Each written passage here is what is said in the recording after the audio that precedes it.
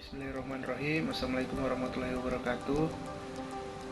Pertama-tama marilah kita panjatkan puji dan syukur kehadirat Tuhan Yang Maha Esa, karena kita telah diberikan kesehatan untuk bisa mengikuti presentasi pada pagi hari ini. Kami dari kelompok 8 yang beranggotakan Hilman Suryawan selaku moderator, Firda Sulistia Sudirman selaku pemateri pertama, Siti Nurhalisa selaku pemateri kedua, dan Evi Anggreni selaku pemateri ketiga. Izinkan kami untuk memaparkan hasil diskusi kelompok kami yang berjudul Eksekusi Strategi. Untuk mengefisienkan waktu, untuk pemateri pertama, waktu dan tempat dipersilakan. Terima kasih. Baiklah, terima kasih atas kesempatan yang telah diberikan kepada saya. Saya Firda Sulistia Sudirman selaku pemateri pertama. Pengertian eksekusi strategi.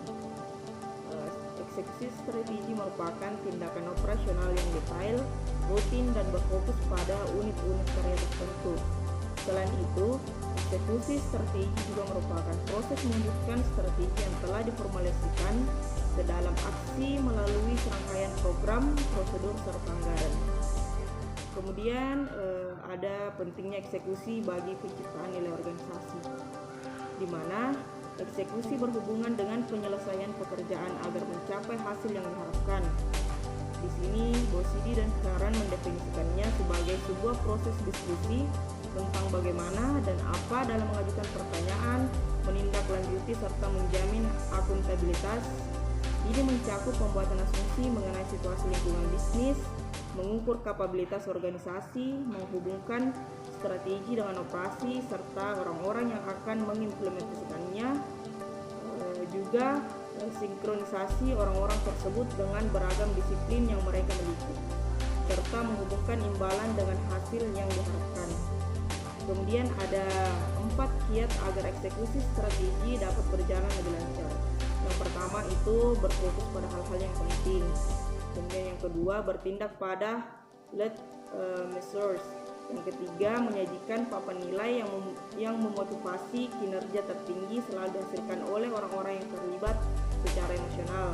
Yang keempat, menciptakan irama akuntabilitas. Karyawan harus saling mempertanggungjawabkan secara teratur dan berirama setiap aktivitas yang dilakukan. Terima kasih atas kesempatan yang telah diberikan. Saya Siti Nurhalisa, Stambuk 18-17-9006 selaku pemateri kedua.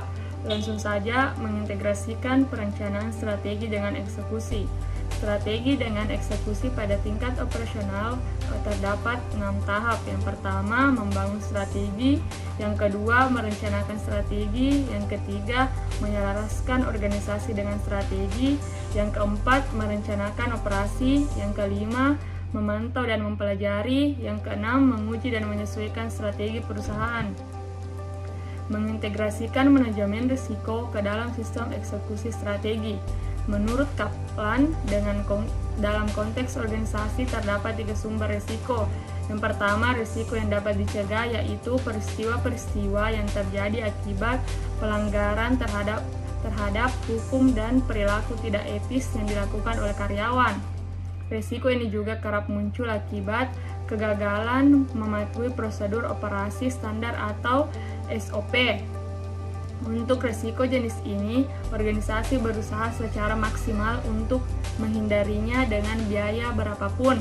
Tujuannya adalah mengurangi kemungkinan terjadinya peristiwa hingga tingkat paling minimal. Untuk mewujudkan hal ini, organisasi harus mengkomunikasikan misi, nilai-nilai, dan kode tata berperilakunya secara jelas dan berkala.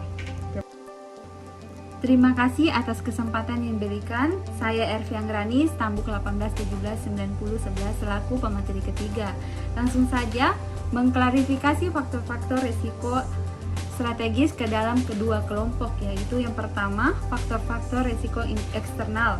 Yang tergolong ke dalam faktor-faktor risiko eksternal adalah faktor ekonomi, makro, fluktuasi nilai tukar, lingkungan politik, lingkungan persaingan, terkonsentrasinya pendapatan inflasi dan struktur biaya, peraturan imigrasi kelanjutan bisnis dan keamanan, serta teknologi yang ketinggalan zaman.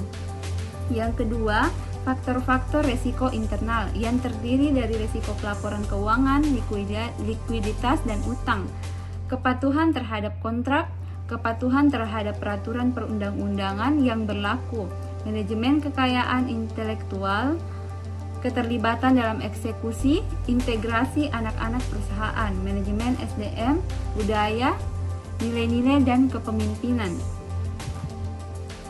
Faktor-faktor resiko eksternal dan faktor-faktor resiko internal ini dikaitkan dengan saran bisnis Invis yang terdiri dari yang pertama kinerja keuangan, yang kedua fokus pasar dan klien, yang ketiga keunggulan eksekusi, yang keempat pengembangan organisasi.